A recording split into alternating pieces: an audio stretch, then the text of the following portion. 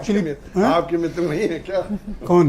मलिक साहब हमारे सीनियर हैं, वो एडिटर हैं, हम तो उनके नीचे काम भी किए होंगे। ऐसा थोड़ी है, दोस्ती आपकी है। तो बताएं मलिक साहब, शुक्रिया आपका। सर बताइए, आज चुनाव प्रचार तो समाप्त हो गया है, तो आपका ऑब्जर्वेशन क्या है?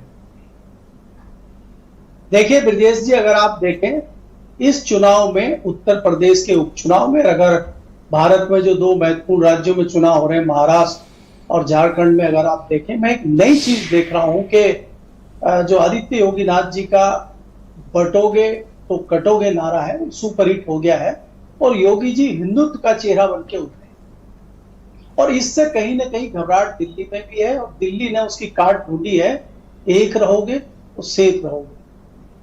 और जिस तरीके से अगर हम फिर उत्तर प्रदेश की बात करें, जिस प्रकार से हमारे मित्र अनिल दुबे जी हों और चाहे बाकी लोग हों, बंटने को तो बंट गए। जो कभी एक घोड़े पर सवार थे, चाहे वो अखिलेश यादव हो, चाहे जयंत चौधरी हो, चाहे चंद्रशेखर हो, आज तीनों अलग अलग करते हुए रोड शो आपको दिखे हैं।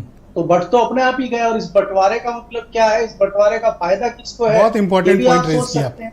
बिल्कुल ठीक कह रहे हैं, तीनों साथ थे लेकिन इस चुनाव में तीनों बटे हुए हैं।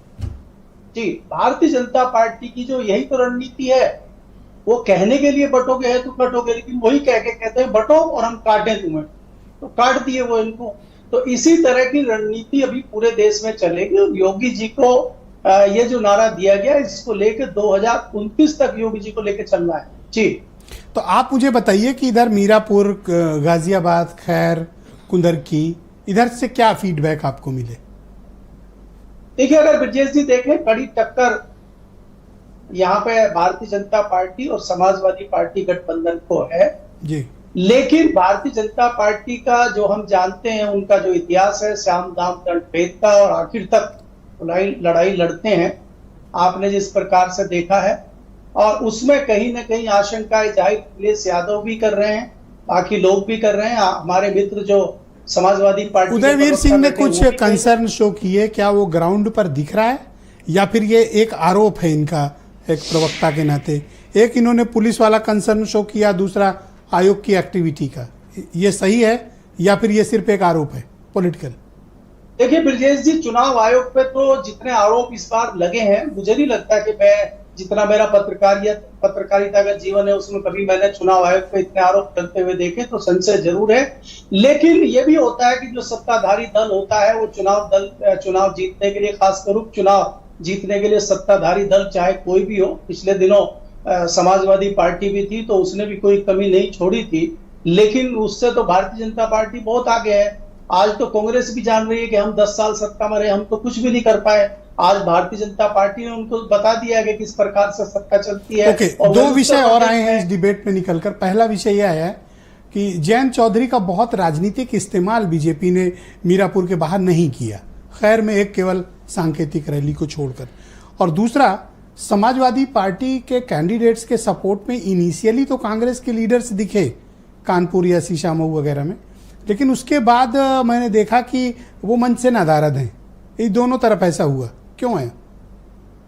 देखिए ब्रजेश जी, इसके लिए मैं एक बहुत बढ़िया उदाहरण आपको झारखंड का देता हूं कि झारखंड में जिस प्रकार से हेमंत सोरेन और तेजस्वी यादव दोनों ने मिलकर एक बहुत बढ़िया प्रदर्शन वहां पे किया है, उस तरह का प्रदर्शन हमें उत्तर प्रदेश में कांग्रेस की तरफ से समाजवादी के साथ नहीं दिखाई दिया और भारतीय जनता पार्टी के साथ जयंत चौधरी का दिखाई नहीं दिया। जयंत चौधरी का कारण यह है कि मतलब बटे हुए हैं जयंत चौधरी बहुत ज्यादा फायदा भारतीय जनता पार्टी को दिखाई नहीं दे रहा है, क्योंकि भारतीय जनता पार्टी जानती है कि जयंत चौधरी का वोटर जाट और मुस्लिम है, तीसरा वोटर कोई भी उनके कहने। क्या आपको ऐसा लगता है कि जयंत चौधरी पर बीजेपी बहुत ज्यादा दांव लगाना नहीं चाहती कि वंस अगर जाट वोट उधर सेट हो गया तो फिर बीजेपी के लिए आगे संभावनाओं के द्वार बंद होंगे?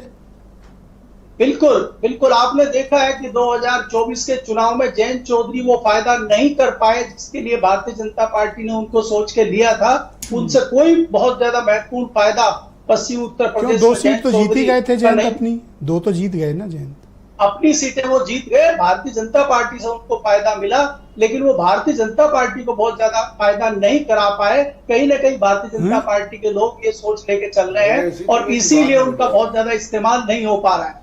अब जैसे अभी हमारे दोस्त दुबे जी ने तो बताया है कि वो अभी मेले लगा रहे हैं रोजगार देने के, लेकिन उनको गन्ने का बकाया दिखाई नहीं दे रहा है। आप देखिए क्या त्राहिमाम पूरे उत्तर प्रदेश में और पूरे उत्तर भारत में हो रहा है कि लोगों को खाद नहीं मिल रही है, किसानों को, उस पर जयंत चौधरी का बयान नहीं आ रहा है। तीसरी चीज ये है, चौधरी चरण सिंह का नाम वो दूसरे नंबर पर लेते हैं, आज उनको बाबा भीमराव अंबेडकर याद आ रहे हैं।